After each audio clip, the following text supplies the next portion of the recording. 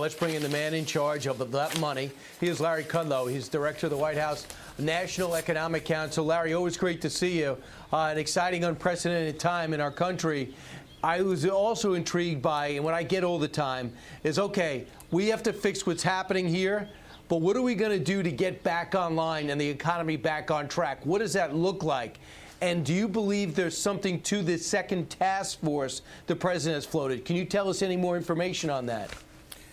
Well, that's a plateful, Brian. Let me start on these payroll purchasing programs, the small business. I just want to note the latest number as of last evening, $50 billion. That's just in a couple of days, $50 billion. And we've got about 178,000 loans from 300 lenders. I just put that out there to show you how popular it is. And look, we have to, we're continuing to suffer through the consequences of the virus and the mitigation efforts that were absolutely necessary to deal with the virus. Regrettably, we're going to have a couple more weeks, undoubtedly, perhaps more, very bad economic numbers. We are in the midst of a contraction.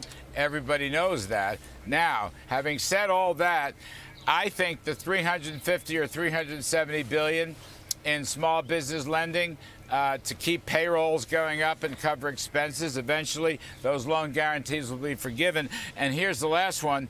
We are providing direct assistance to roughly 175 million people, 175 million people in the form of direct payments or unemployment insurance. And don't forget, we've been deferring taxes and deferring student loans. And don't forget, the Federal Reserve stands by with enormous lending programs and facilities financed by Treasury emergency funds. All that is what we're trying to do to keep folks going, okay? This is all aimed at middle class and small business, the blue-collar folks. Keep them going. Give them cash. Give them liquidity. Let them get through the next bunch of weeks. You know, I've said this before, hopefully and prayerfully, maybe 4 to 8 weeks is the maximum, and we can come out on the other side with a very strong recovery. Right, exactly. And Larry, so that is money to get us through this patch. And while the death numbers are very scary, so is the unemployment rate. So you got to wonder, after this time of social distancing where businesses are closed and people aren't paying their rent and things like that, what metric will you be looking at, and the president as well, on how to reopen the economy? Well, I guess look, it hinges on the state of play on the coronavirus. We may be seeing, I'm going to underscore maybe, from yesterday's task force meeting, we may be seeing some slowdown in key metrics, okay? Infection rate, for example. That's a maybe. I'm going to leave those analyses to the healthcare experts. They've done a terrific job. But the virus is the driving force. Of course, as President Trump has said many times, we would like to reopen this economy. We would like to reopen the stores, the restaurants, the factories. We'd love to get people back outdoors living their lives. But the mitigation effort, the social distancing effort, and so forth was absolutely necessary in order to succeed in getting that done. The president would like to reopen the economy as soon as he can. And we are planning internally. We're looking at a number of, most of this is health and virus-related metrics, but we also are looking at the economics of the story, how best to get us going. Don't forget, Brian, we had a roaring economy coming into this new year, 2020, in January and February. We were growing at better than 3% at an annual rate. And please don't also forget, even though it seems a long time ago, President Trump's policies to rebuild the economy on lower taxes and regulations and better trade deals and energy independence, all that stuff was working beautifully. I think we can pick up where we left off.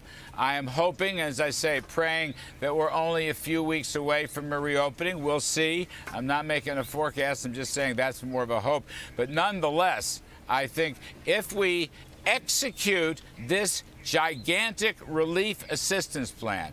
Okay, $2.2 trillion in spending and tax cuts, and another $4 trillion plus in Federal Reserve assistance.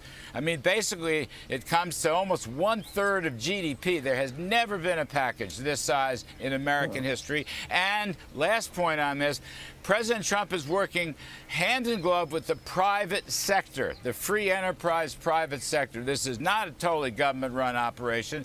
We're cooperating with the private sector. They're pretty smart folks, and they are helping us every step of the way. So we are doing what we can to keep people going, okay, to just get them through this period until we can come back on the other side and America can return to business and prosperity and the blue-collar boom.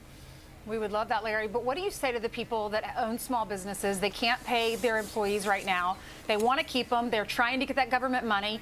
I'm getting, because of our jobs, I'm getting people emailing me saying, please ask these questions. I had one from a lady who said she went to Chase Bank, where she has an account. She's not a preferred banker there, though, so they're not giving her the loan right now. They're focusing on their preferred customers. What do you tell those folks? Because many of them are blue-collar individuals that can't pay the bills. Well, look, the big banks are now engaged in this. I mean, you mentioned Chase. J.P. Morgan Chase is now whole hog in this program. So is Bank of America and other large lenders. I got to give credit. The early returns show tremendous participation by the smaller community banks. Don't forget, I mean, by the way, that person should go on the SBA website or they should go on the Treasury Department's website. All these banks qualify. All these banks. If you're SBA bank, FDIC insured bank, credit unions and so forth, they all qualify. Okay. And those banks know that their loans will be guaranteed, okay? And the borrower knows as long as you can keep payroll and a certain amount of expenses with the use of this money, they will be forgiven. The loans will be forgiven over a period of time. It's a very good deal. Gotcha, Larry. It's just a question. And by the way, if that woman doesn't have any help on the SBA or the Treasury website, I want her to call me directly. You think I'm You're kidding, so but I'm sweet. not. Call me That's so directly. nice. All right. Okay, she's All very right, Larry, concerned. we'll have you back tomorrow because we have dozens of questions for you, too. Larry Kudlow, Thank you. thanks so much. Appreciate it.